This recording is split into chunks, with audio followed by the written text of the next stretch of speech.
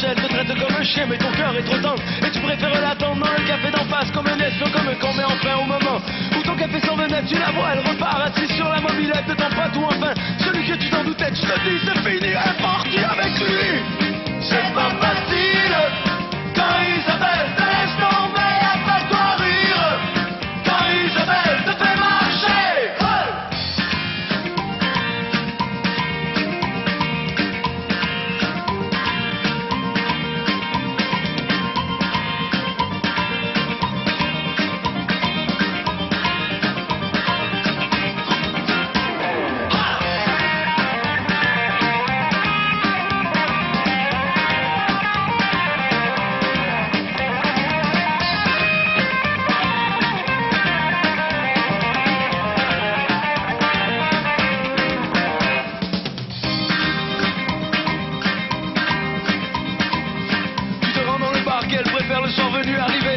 Et c'est vide et incongru, mais enfin quoi t'as l'air? T'en vois plusieurs qui rigolent, qui se parlent dans ton dos, qui se foutent de ta gueule, ou qui rient, ou qui rient. Ridicule, tu demandes à la blonde serveuse qui est sa meilleure amie. Elle répond ne sait pas ni le pourquoi, le comment, avec l'air innocent. Tu sais très bien qu'elle te ment. C'est pas facile quand Isabelle te laisse tomber, y'a pas de quoi rire. Quand Isabelle te fait marcher, ma petite abeille. Je t'aime encore, dis-moi que tu dans ma petite merveille. Dis-moi que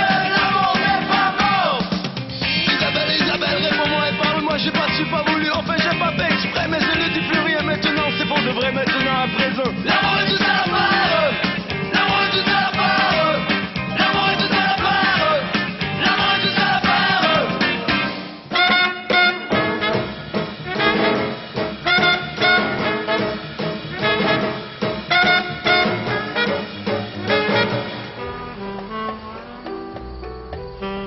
Qui est Jackie? Quand il était petit, avant qu'il ne s'endorme, je racontais toujours la même histoire à mon fils. Vous avez un fils, Jackie? Non, monsieur.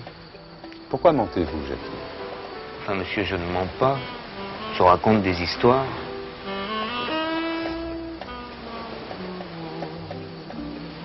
Alors, Marius Palmyre, bonsoir. Bonsoir. Alors, tu as toujours travaillé au noir, toi? Un petit peu, oui. Hein? Enfin, j'ai toujours fait un peu ce que j'ai voulu dans la vie. T'es un indépendant, quoi. J'étais un peu comme les oiseaux qui ne couchent pas sur la même branche. T'as été danseur, non? T'as été danseur mondain? Ben, c'est-à-dire, j'ai eu des propositions pour monter à Paris, pour danser. Bon, j'ai eu des propositions, c'est qu'à Saint-Tropez, on rencontre toutes sortes de gens, et Dieu sait si j'en ai connu, pour boxer. On devait me présenter aussi à André Routis, ancien champion du monde. Après, pour chanter, j'avais une jolie voix aussi. Il y a un gars à Nîmes qui voulait me présenter à un impresario à Marseille. Bon, j'ai jamais rien pris au sérieux, quoi. T'étais footballeur aussi? J'étais pourri de qualité, mais j'ai jamais rien pris au sérieux. T'as été footballeur aussi? J'ai été footballeur. Et puisque tu es surtout, c'est champion de boule provençale. Et oui, ça a été mon dada. Très jeune, j'ai commencé à jouer aux boules. Tu t'es spécialisé dans les boules? Oui. J'ai gagné au moins 3-5 concours. J'ai gagné de partout. Alors tes parents tenaient un bal qui s'appelait le bal Palmyre, hein? C'était où ça? C'était à la Citadelle, à Saint-Tropez.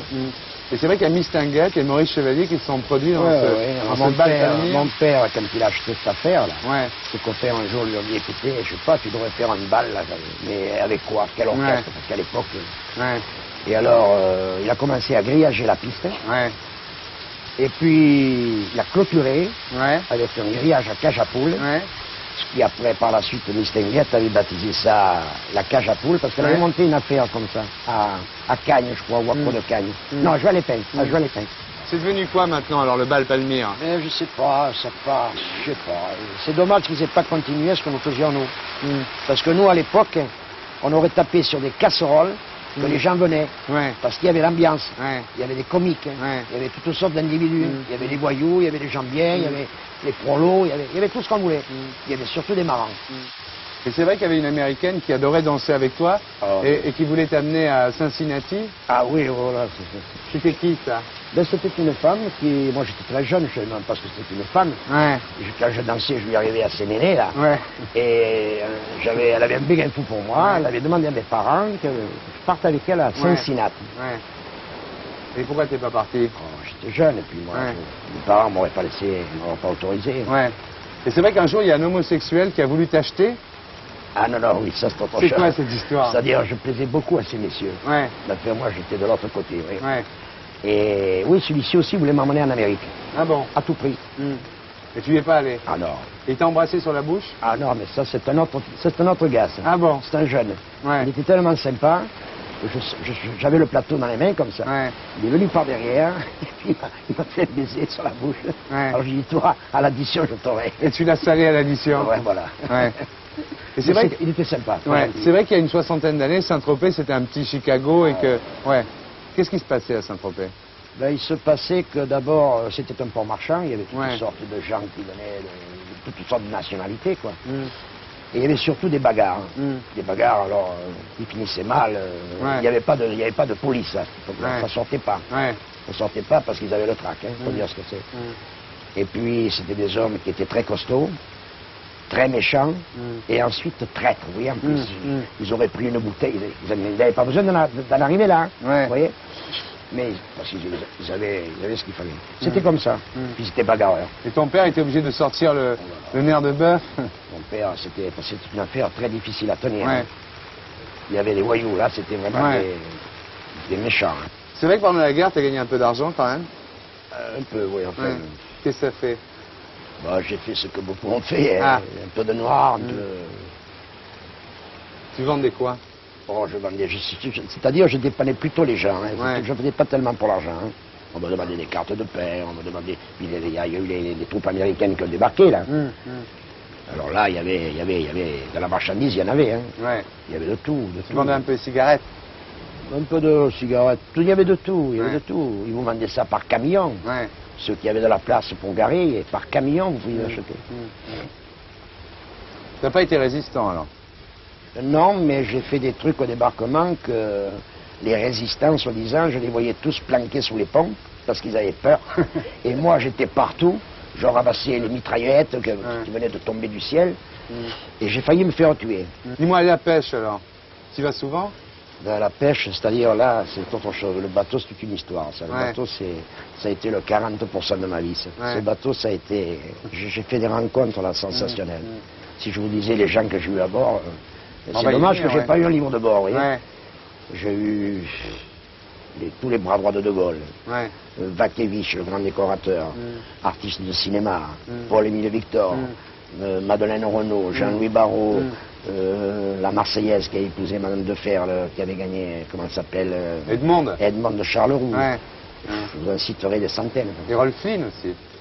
Non, Hérolfine, non. Ah bon? Hérolfine, c'est le premier qui m'a pris une photo en couleur à Pampelonne. Au début des appareils, quand il sortait déjà des photos en couleur. Il venait avec son bateau, le Zaka, là? Ouais. Le Zaga avec son équipage de noir, là. Qui est un beau bateau. Qui a vraiment découvert Saint-Tropez? Toi qui étais là dès le départ? C'est-à-dire Saint-Tropez, mes parents, là, en montant cette affaire, là, toute la jeunesse de Saint-Tropez, les gens de mon âge, ont tous appris à danser chez nous. Vous voyez, c'était déjà... Et puis c'était très coté, très coté. Il y avait les peintres aussi. Ouais. Les peintres, les grands peintres. C'est avant-guerre, ça. Ça, c'est le début. Ouais. Ils étaient tous chez nous. Et c'est eux un peu qui ont un peu... Quand on parle de Brigitte Bardot, c'est pas vrai. Je ne dis pas qu'elle n'y est pas pour dire quelque chose. Mais elle est venue après, elle. Elle est venue après. Saint-Tropez, il y a toujours eu peu de monde, et des gens très bien. Très bien. Et aujourd'hui, qu'est-ce que tu penses de ce qui est devenu Saint-Tropez? C'est autre chose. Autre chose, c'est un peu foutraque. Avant, les gens, vous voyez, les gens bien aimaient, par exemple, côtoyer les gens du pays. Manger chez eux. Bon, s'ils mangeaient chez vous, par plaisir, parce que c'est des gens qui venaient avec des Cadillacs. Alors on les ramenait, des fois ils nous demandaient de les conduire à l'hôtel, comme ils avaient tout fait lécher. Et il me dit, vous reviendrez avec la Cadillac chez vous. Vous voyez? Vous voyez un peu une soupe de poisson, en échange, on était bien servis. Il y avait des gens comme ça. Aujourd'hui, c'est fini tout ça? Non, c'est peut-être pas fini, parce que dans la foule, il y a peut-être encore des gens comme ça, mais c'est beaucoup plus difficile de les trouver. Et le temps, tu ne trouves pas qu'il pleut beaucoup quand même en ce moment? Ça, il y a un mois qu'on attend la pluie, il faut que ça tombe ce soir, c'est dommage.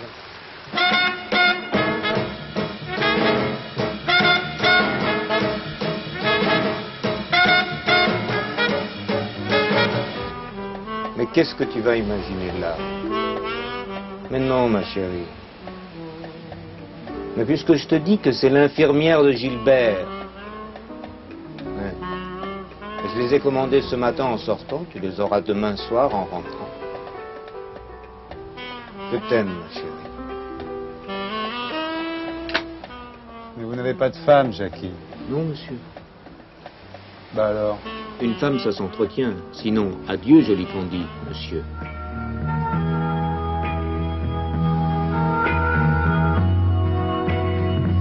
Adieu, joli Candy.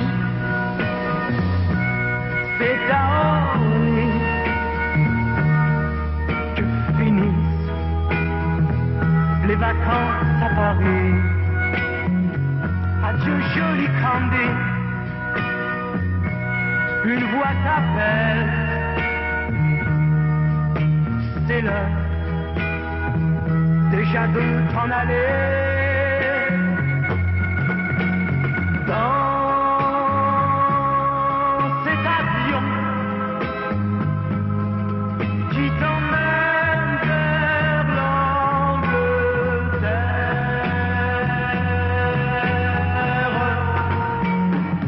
Adieu, joli Candy. Tu m'écriras, tu le dis, mais on dit toujours ça. Adieu, joli Candy.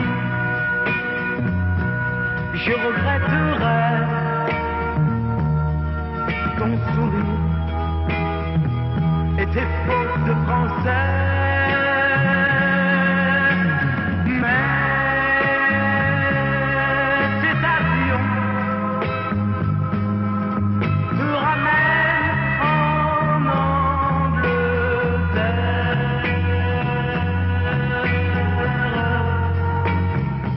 Adieu, joli Candy. Adieu, joli Candy. Je deviendrai un souvenir, une photo de vacances. Adieu, joli Candy. Celui qui t'aime là-bas, il a bien de la chance. Adieu, Candy. Adieu.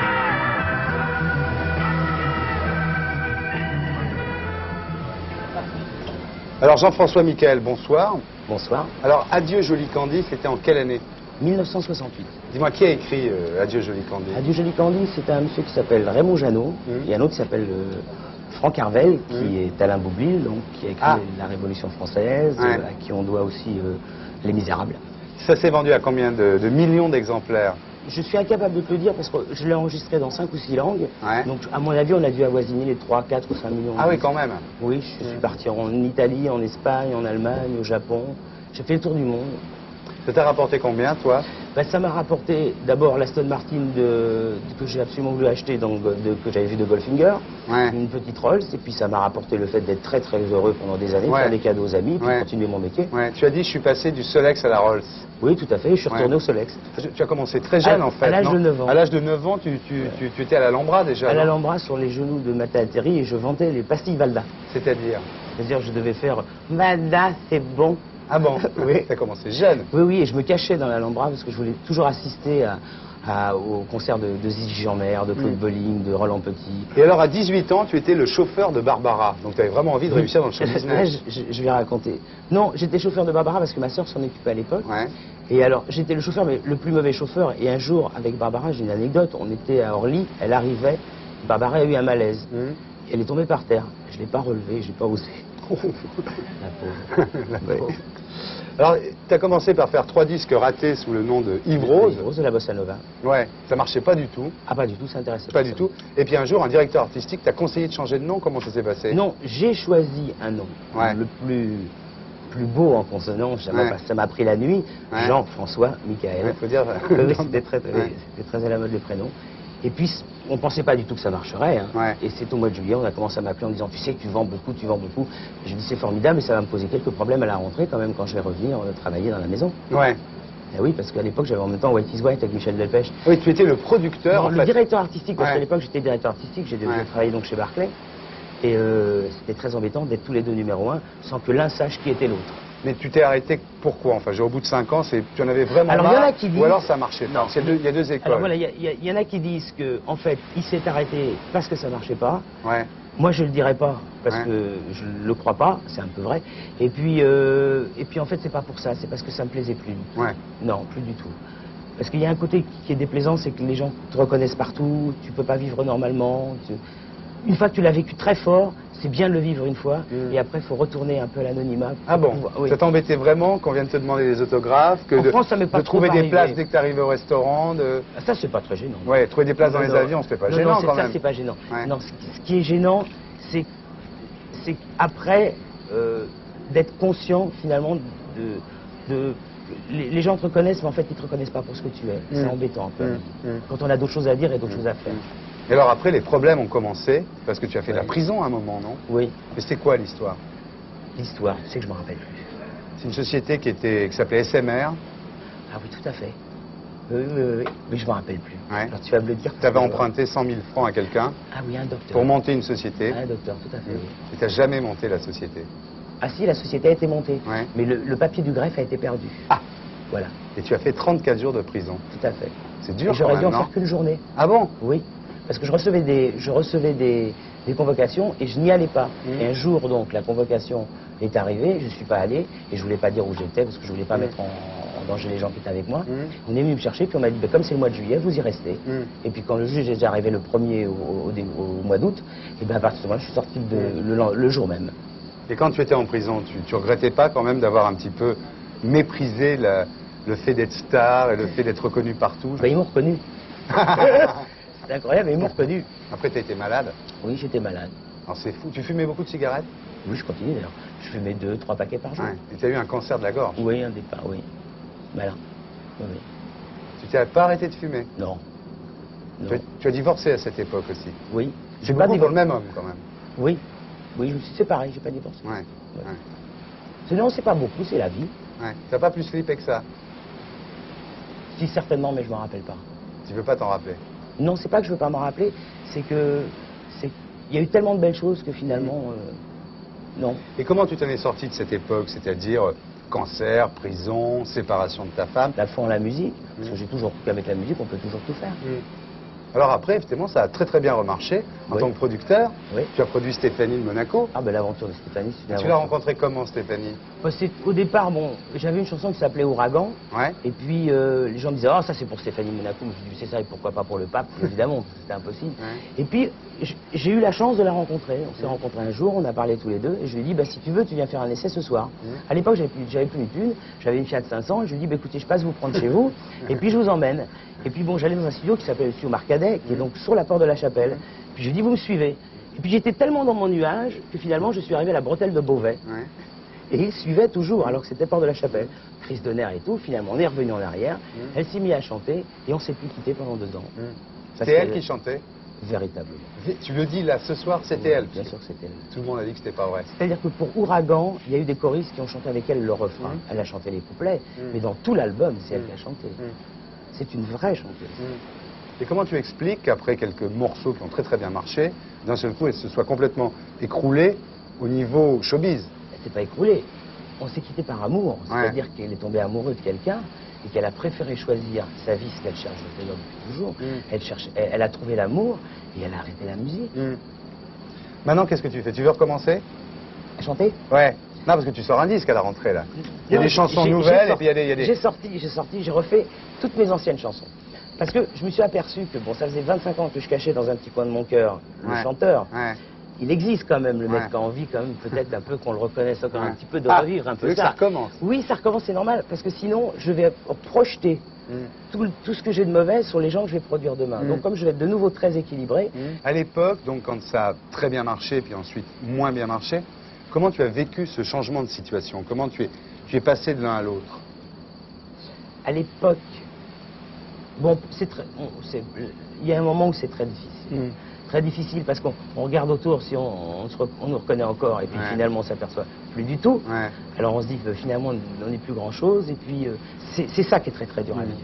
Tu as quel âge? 45 ans. Tout va bien alors? Ouais.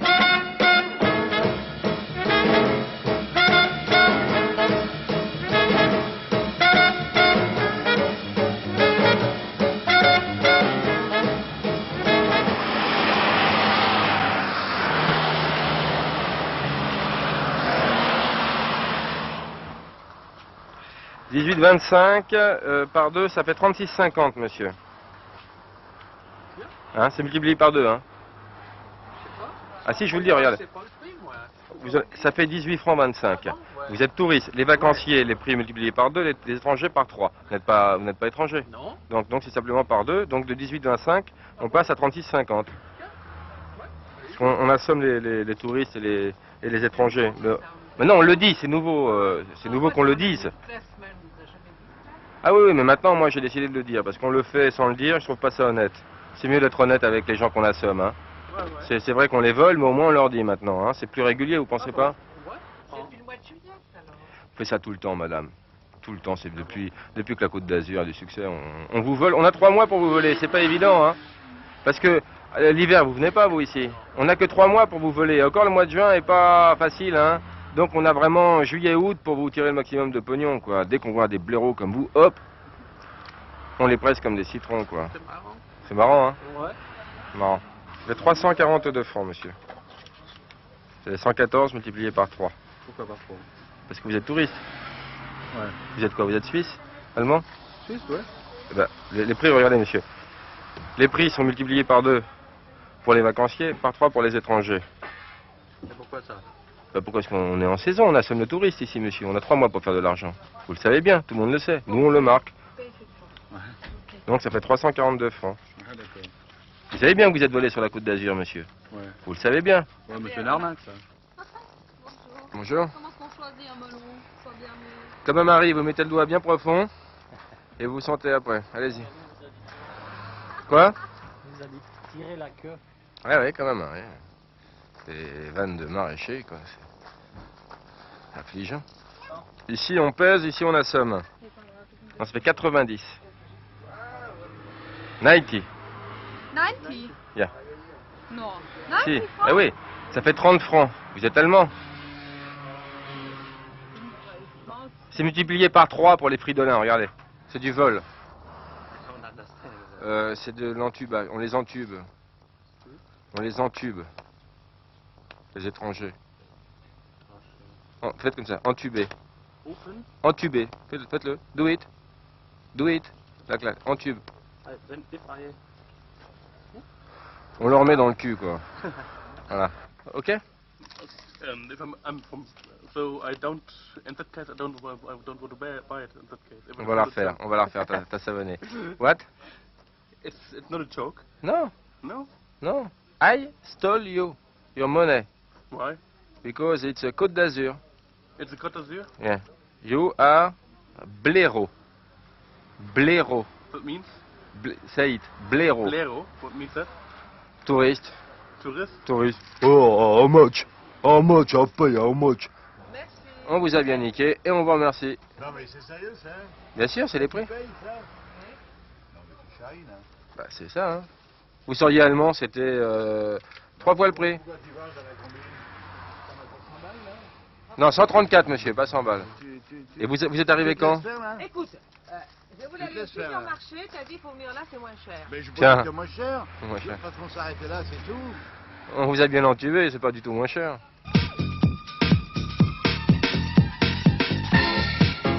Le sexe symbole des garçons et des filles, plutôt des garçons d'ailleurs, dédicacé à nos amis les gays RSF, I'm too sexy! I'm too sexy for my shirt, too sexy for my shirt, so sexy it hurts. And I'm too sexy for Milan, too sexy for Milan, New York and Japan.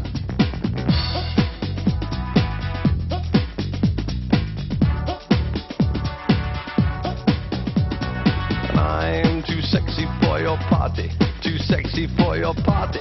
The way I'm disco dancing, I'm a model, you know what I mean. And I do my little turn on the catwalk, yeah, on the catwalk, on the catwalk, yeah, I do my little turn on the catwalk.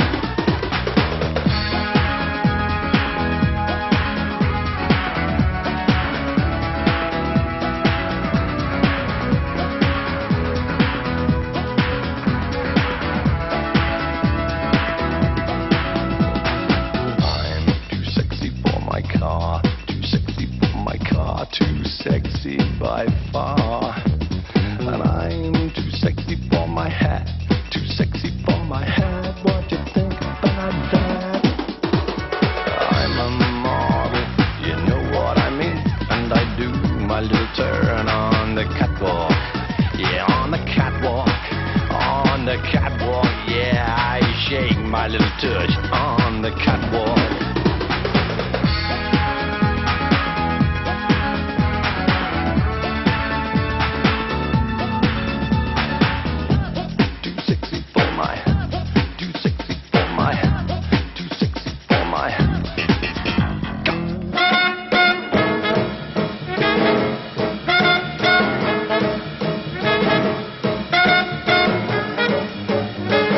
Peut-on dire que vous êtes un barman cultivé, Jackie? Ça dépend à qui, monsieur. Ah bon? Si je vous disais que j'étais un barman cultivé, il faudrait immédiatement le prouver en vous parlant des livres que j'ai lus ou des pièces de théâtre que j'ai vues. Auquel cas, vous auriez tôt fait de trouver un autre barman avec de l'humour, inculte et qui vous écouterait parler, lui. To be or not to be, monsieur. Telle est la question. Et oui, c'est vrai, hein. Lire ou ne pas lire, comme disait ce fou qui se prenait pour Shakespeare. Et en fait, tu sais Thierry, il y a une chose qui m'a toujours frappé, c'est que qu'est-ce qu'on s'est fait chier à lire l'histoire. On adore l'histoire. Tu l'as dit. Hein. Mais tu te rappelles le nez de Cléopâtre dans la vessie de Cromwell et voilà la face du monde changée. Et nos ancêtres les Gaulois qui avaient tous les cheveux basanés et les yeux noirs de braise, etc., etc. Et tout, l'histoire. Et en fait, moi, j'adore l'histoire et je me suis... Tu sais, et j'avais vraiment, je souffrais en me disant je dois apprendre tout ça par cœur, et 1515, Marignan, etc. Eh bien, il y a quelqu'un qui m'a donné une formidable découverte, c'est Jean-Michel Ribes. Jean-Michel Ribes, le dramaturge, l'auteur de Palace, c'est un type qui est bourré d'humour, et il a décidé de faire un bouquin qui s'appelle « Ah, j'ai encore oublié Saint-Louis ». D'ailleurs, il a eu raison. Eh bien, il a fait toute l'histoire de France, évidemment, loufoque, complètement retourné comme un gant, et là, enfin, on peut le lire, et on se marre de bout en bout. Maintenant, on va passer à autre chose aussi, autre chose que j'ai lu et que je vous conseille de lire et de relire, c'est Antoine Blondin. Alors, Antoine Blondin, je ne vais pas choisir un livre. Tu sais, on a tout lu de Blondin, Monsieur Jadis, Un singe en hiver, et puis ce merveilleux livre qui finit par Un jour, nous prendrons des trains qui partent. Imagine, il ne connaissait pas le TGV encore. Et tu sais que c'est lui qui aussi a dit comment faire pour que, entre deux trains, les rails ne deviennent pas paresseuses. C'est une question métaphysique importante et que je vous demande tous, chers téléspectateurs, de soumettre à votre attention. Blondin a fait aussi à la table ronde, toujours à la table ronde, les 4 saisons, des petites nouvelles, automne, été, hiver, printemps. Et c'est toujours un délice, parce que c'était un grand enfant, que c'était un grand écrivain, et qu'il avait gardé vraiment une espèce de fraîcheur, non seulement devant la vie, mais devant les mots. Et vous savez que c'était un grand écrivain sportif, il écrivait dans l'équipe, et je rappellerai cette anecdote immortelle, que au Tour de France, à chaque étape, ils dînaient tous ensemble. Le premier soir, on leur sert du steak de pintade, le second soir de la soupe de pintade, le troisième soir du ragoût de pintade, et enfin le 4e soir de l'aile de pintade. À ce moment-là, Blondin se lève et dit, écoutez, si la pintade doit faire le Tour de France, qu'on lui donne un dossard. Ça, c'était Blondin. Et Blondin est mort par l'alcool. Vive l'alcool. Et vive Blondin. Et, t'es allé à Fès? Oui. On va à Tanger. Et on va à Tanger avec quelqu'un qui, justement, nous montre que la langue française, c'est une patrie internationale. Pour tout le monde. C'est Tahar Ben Jelloun, écrivain marocain, écrivain français, et dont le premier livre, Arruda, paru d'abord en 1973, vient d'être réédité à Futuropolis avec de superbes dessins de Baudouin. Vraiment superbes. Et c'est une idée de la collection Futuropolis de reprendre des grands auteurs et avec des dessins. Céline avec Tardy, Solers avec Martin Véron. Et donc, Ben Jelloun, Arruda. Et Arruda, c'est à la fois la femme et la ville. La femme, imagine ce petit enfant, le tabou du sexe, etc., en terre d'Orient, c'est très très très très fort. Et en même temps une sensualité extraordinaire, la chaleur, les voiles, tout ça. Et il y a une vieille pute qui était dans une espèce de grotte et ses enfants allaient la voir et de temps en temps leur montrer le sexe pour quelques sous, pour quelques billes. Et ça fait penser irrésistiblement à Fellini, un Fellini marocain.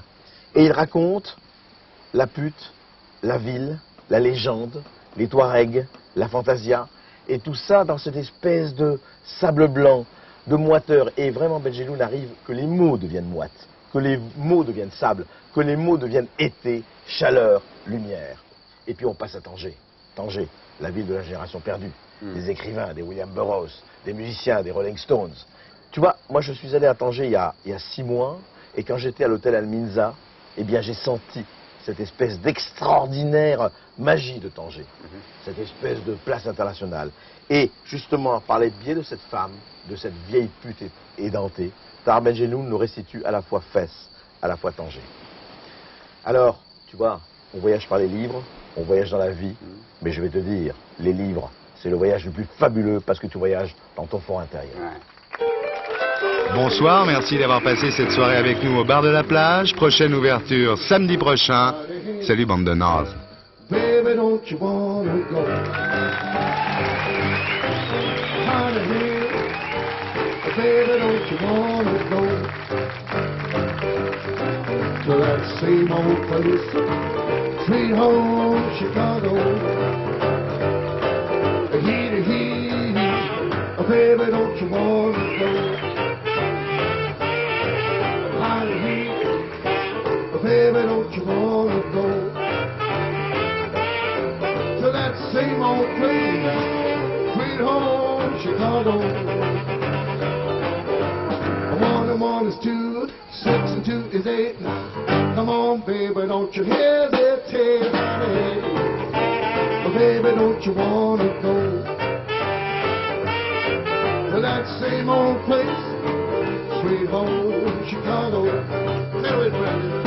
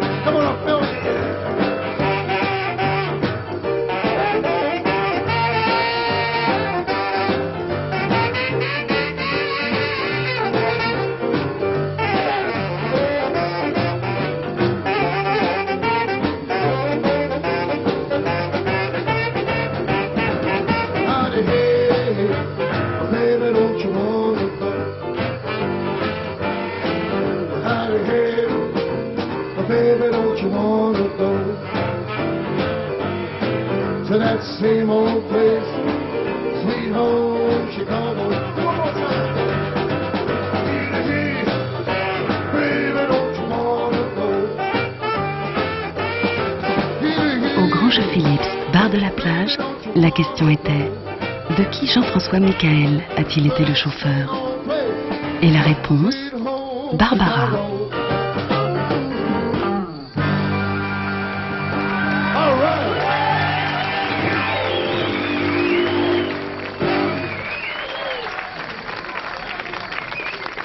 Vous avez gagné le TV Book Philips, écran 36 cm, mise en veille automatique et programmable. Bravo!